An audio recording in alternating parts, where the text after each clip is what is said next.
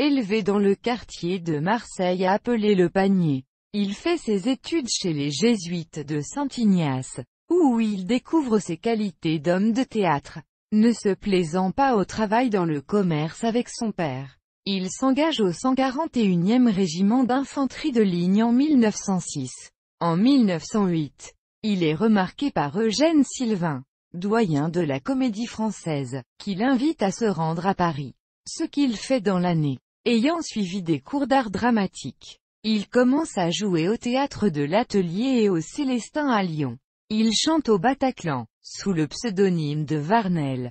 Il se produit comme comédien au Casino de Cayeux-sur-Mer et il fait ses débuts au cinéma muet sous la direction de Louis Feuillade en 1910. Avec Oscar Dufresne, il s'occupe de la direction artistique du Concert Mayol et y monte des revues comme Venez ouïr, ou du Bleuet, du Muguet et des Coquelicots.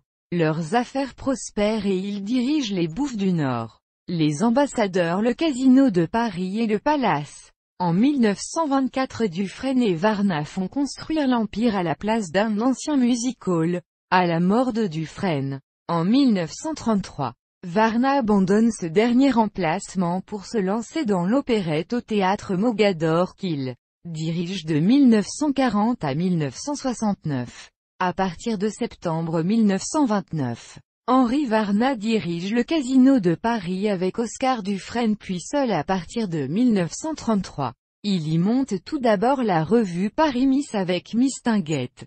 En 1934, il engage avec Émile Audifred pour la revue Parade de France le jeune Tino Rossi qui obtient, dès le premier soir, un triomphe. Il monte une vingtaine de revues. La dernière en 1966 avec Line Renault remplacée en 1967 par Zazie Varnel. Il meurt en 1969 d'une crise cardiaque, à l'âge de 81 ans. Le Casino de Paris est ensuite repris par Roland Petit et son épouse Zizi Jeanmaire.